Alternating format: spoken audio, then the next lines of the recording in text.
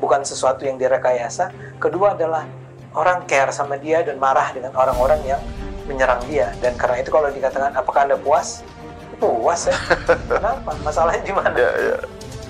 Tapi ya, he is the best Indonesian president ever. Buat saya tuh ever.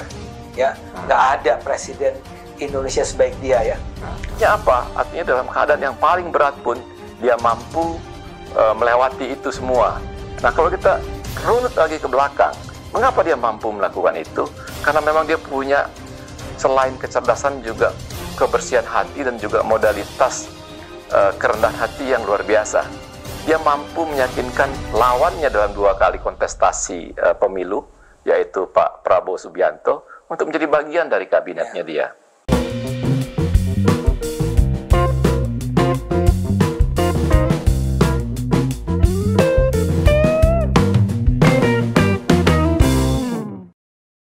Assalamualaikum warahmatullahi wabarakatuh. Shalom, Om Swastiastu, Namo Buddhaya, salam kebajikan, salam sejahtera bagi kita semua. Kembali lagi dengan saya di sini, Leonardo Sirait, di channel kesayangan kita ini, Sirait Media. Oke, kali ini kita akan membahas tentang pidato Pak Jokowi yang menggetarkan istana. Nah, di sini bisa kita lihat sambutan Pak Jokowi, terlebih sangat mengharukan sekali terkait dengan bagaimana lawan politiknya Pak Jokowi itu menyerang personal Pak Jokowi. Sampai kita gak tega ngeliat video ini. Beneran gak tega. Langsung aja kita lihat video berikut ini. Saya juga sering dikritik tajam. Ada gambar wajah saya yang unik-unik, yang aneh-aneh di sampul media, di sampul majalah, di media sosial, dan ramai sekali, aneh-aneh, tapi tidak apa-apa, tidak ada masalah buat saya. Tapi cucu saya ada yang komplain, Mbah, manggil saya kan Mbah, wajah Mbah kok jadi digambar jelek banget. Ya, itulah. Ini bagian dari penghormatan saya atas kebebasan pers, kebebasan berekspresi, dan kebebasan berpendapat. Serangan-serangan tersebut, pertama, terlalu elitis. Ya misalnya begini, siapa sih yang sebetulnya di kalangan rakyat yang cukup peduli dengan isu Fufu Fafa, ya? Apakah betul ini adalah sebuah akun Gibran di Kaskus gitu ya? Ya, who cares dengan itu semua? Dan biasa-biasa aja lah kalau kita baca apa yang dikatakan si Fufu Fafa ini. Memang kasar, tapi sesuatu yang sebetulnya untuk ukuran Indonesia adalah kalimat-kalimat yang biasa dilontarkan. Dan belum tentu itu sebetulnya adalah akunnya Gibran. Dan juga konteksnya kan ini 1 dekade yang lalu kan? 10 tahun yang lalu, 2014. Saat dimana kedua-duanya sama-sama kasarnya loh. Sama kasarnya. Kubu lawan, bahkan Prabowo waktu itu menyerang Jokowi juga dengan sangat keras. Betul. Ya. Jadi, people just do not really care tentang itu.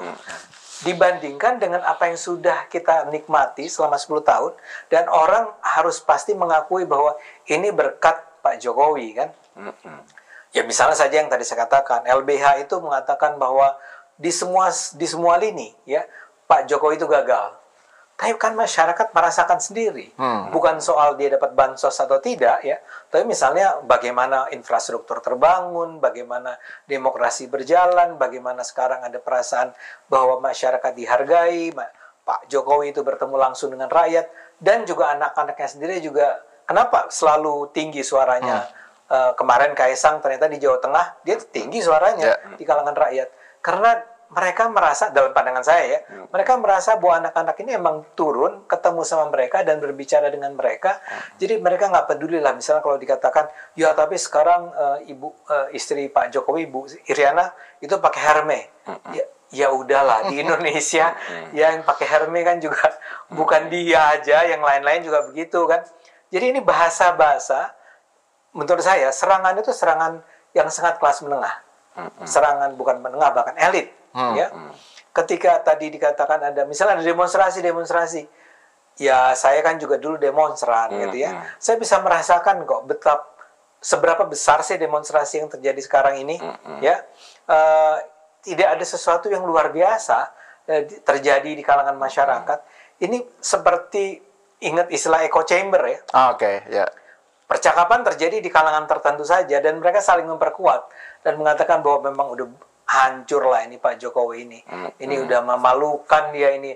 Tapi sebetulnya dia ngomong sama orang-orang yang sejak dulu memang menganggap bahwa Pak Jokowi itu memalukan. Jadi nggak ada sesuatu yang baru. Jadi bukan men-change, tapi mereinforce. Bukan mengubah cara berpikir orang, tapi dengan orang-orang yang sudah memang punya skeptisisme terhadap Jokowi, itu di-reinforce. Ya. Jadi saya duga, di satu sisi ini menunjukkan bahwa orang betul-betul menghargai, bisa merasakan betul-betul manfaat yang dibawa oleh kehadiran Pak Jokowi selama 10 tahun. Saya sendiri akan selalu mengatakan, mungkin saya berlebihan ya Bang ya, tapi ya he is the best Indonesian president ever. Buat saya itu ever. Ya, nggak ada presiden Indonesia sebaik dia ya. Dan masyarakat mungkin tidak dengan cara saya barusan, tapi juga merasakan itu. Bayangkan bagaimana Pak Jokowi ketika berjalan misalnya dia sedang turun dan orang berteriak memanggil-manggil namanya, juga ketika di stadion sepak bola, walaupun kemudian di speed seolah-olah ada orang berteriak-teriak bajingan gitu ya. Itu kan bohong gitu ya. Tapi yang the real, yang situasi yang realnya adalah bahwa dia jalan dan orang berteriak-teriak memanggil Jokowi, memanggil Gibran, memanggil Kaisang. Jadi di satu sisi ada orang menghormati, menghargai dengan apa yang sudah dia capai. Kedua, orang merasakan bahwa lawan-lawan itu jahat banget ya sama dia. Ya, berulang-ulang nyerang Fufu Fafa, bahkan tentang bau badan istrinya Kaisang dan seterusnya. Jangan salah loh, masyarakat tuh berpikir. Jadi dia tidak pasif menerima apa saja yang dikatakan oleh para penyebar propaganda. Yang terjadi adalah, kalau saya sih, yang saya tahu, ya maaf nih ya, enggak tuh istrinya Kaisang, enggak ada masalah dengan, karena saya beberapa kali at least berada di dekat dia. Jadi ini yang orang ini siapa sih yang ngomong begini ya. Tapi taruhlah kita abaikan apakah benar itu begitu ya bau badannya. Tapi itu kan menciptakan rasa simpati dari masyarakat. Ya, kalau Anda orang baik dan orang Anda itu difitnah, diserang, di hoax segala macam, yang terjadi adalah saya justru membenci orang yang menjelek-jelekan Anda. Karena saya akan mengatakan, orang itu sudah sangat baik loh sama saya. Kenapa kalian itu harus menjelek-jelekan dia, menyakiti dia? Saya support Anda deh. Nah, saya rasa sederhananya kalau dari pandangan saya adalah dua hal tadi. Di satu sisi dia memang berprestasi, itu dihormati, dihargai, itu tidak dibuat seolah-olah bukan sesuatu yang direkayasa. Kedua adalah orang care sama dia dan marah dengan orang-orang yang menyerang dia. Dan karena itu kalau dikatakan, apakah Anda puas? Puas ya. Kenapa? Masalahnya di mana? Ya. Nah, kalau menurut Mas JG, dengan hasil survei terbaru tadi, gimana Mas JG melihatnya itu? Minggu lalu kebetulan saya saling mengirim WhatsApp ke sama beberapa teman dekat lah. Nah, salah satu teman dekat ini kemudian membicarakan soal Pak Jokowi. Bagi dia, Pak Jokowi itu spektakuler 9 tahun terakhir, dipuji banyak orang, dipuja banyak orang 9 tahun terakhir, namun hanya dalam kurang dari 1 tahun, reputasinya anjlok, tidak ada orang lagi yang suka sama dia. Dia dari orang yang begitu agung menjadi orang yang terhinakan. Waduh, waktu saya baca itu saya sedih sekali. Karena bagi saya, teman ini bukan sekedar teman ini juga bagi saya sahabat, dan dia pernah juga menerima nikmat. Nikmat itu artinya kepercayaan dari Pak Jokowi sebagai salah satu duta besar di satu negara gitu. Ini viewers pasti bertanya-tanya nih, siapa yang duta besarnya? Saya nggak perlu sebut lah. Saya sedihnya karena kenapa dia begitu naif untuk melakukan penilaian yang begitu jahat menurut saya, dan itu terus terang mengurangi simpati saya kepada dia, dan saya kecewa sekali ketika saya baca itu. Bukan karena kemudian saya menganggap saya harus berdiri membela Pak Jokowi membabi buta, tapi kan apa yang dia tuliskan itu betul-betul cuma berangkat dari pemahaman dia yang sempit atau dari pembacaan dia terhadap media sosial barangkali. Ya. Dan itu mungkin juga terbatas lagi media sosial yang isinya juga terbatas. Artinya penggunanya juga paling kecil di antara medsos yang lain. Dugaan saya dia mungkin mengikuti itu dari X Ya, gitu. platform Ya. X. Nah, akibatnya Isinya itu para pembenci. akibatnya dia kemudian mengambil kesimpulan seperti itu begitu. Jadi akhirnya saya merenung setelah berkomunikasi sama dia itu, jangan-jangan dia sebenarnya adalah pembenci Jokowi, gitu. Beberapa belakangan ini dia cukup netral, mungkin karena Pak Jokowi berikan kepercayaan kepada dia. Tetapi sebenarnya menurut saya dia adalah pembenci Jokowi dan nggak pernah berhenti sampai hari ini membenci Jokowi. Ya. Jadi karena hanya memahami dari X aplikasi medsos X itu, kemudian dia dengan cepat mengambil kesimpulan yang menurut saya sangat memalukan menurut saya gitu. Untuk orang yang punya kapasitas dan kapabilitas yang menurut saya mengagumkan dia ini gitu. Nah, kemudian saya antara marah dan antara kecewa, saya tetap mencoba untuk hangat menjawab. Saya sampaikan, berani taruhan, saya bilang, bahwa serendah-rendahnya, kalaupun tingkat popularitas Pak Jokowi ini anjlok, tidak akan lebih dari 60%, saya bilang. 60? Ya, saya bilang serendah-rendahnya tidak akan kurang daripada 60%. Artinya Pak Jokowi tetap akan dicintai lebih daripada 60%. Jadi kalau dan sebelumnya misalnya 70-an, nah, sebelumnya kan 75-an, sekarang pun kalau jatuh karena anggapan dia itu nggak akan jauh dari 60% gitu. Ya, dia sih nggak jawab. Tetapi saya harus tegas menyampaikan itu kepada dia dengan kalimat ajakan taruhan itu. Ya. Karena bagi saya orang ini keterlaluan gitu. Nah, kalau ada pertanyaan, mengapa Pak Jokowi begitu kuat, begitu katakanlah begitu hebatnya, saya bisa jawab dengan cara melihat apa yang dikerjakan 10 tahun ini. Menurut saya 10 tahun ini Pak Jokowi melakukan pekerjaan-pekerjaan luar biasa. Kita ketahui dia bukan presiden yang terpilih dan kemudian menguasai partai politik secara langsung. Artinya apa? Dari pertama kali dia dilantik sebagai presiden 2014 itu sampai 10 tahun ini, dia harus berakrobatik untuk mengelola kekuasaan.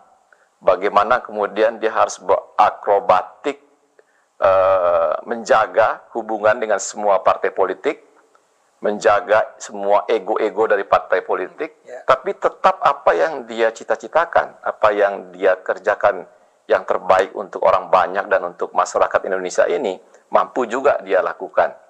Bahwa tentu pasti banyak hambatan-hambatan dalam hal itu, tetapi paling tidak kita ketahui rasanya hampir semua program-program dia bisa dia eksekusi dengan baik.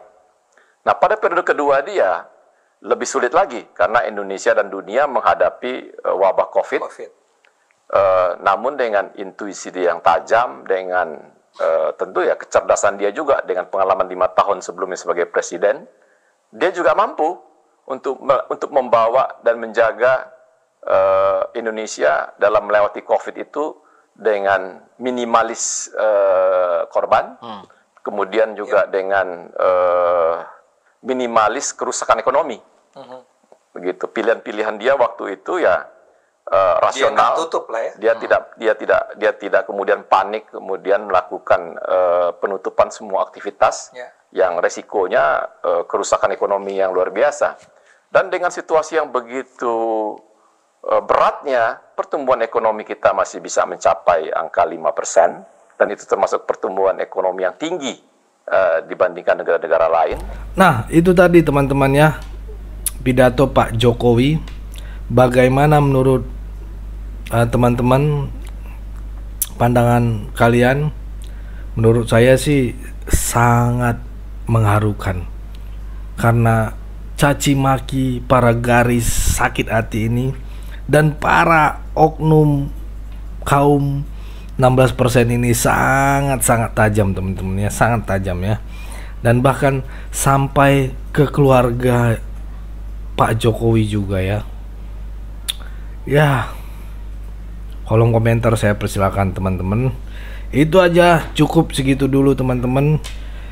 Karena panjang-panjang nanti kalian juga tidak mau nonton sampai habis gitu ya. Poinnya aja gitu kan. Berikan tanggapan teman-teman yang menonton video ini bagaimana, boleh berikan pendapat kalian di kolom komentar. Tetap pesan saya, pokoknya jaga persatuan Indonesia, jangan mau dipecah belah, jangan mau diadu domba, karena NKRI harga mati.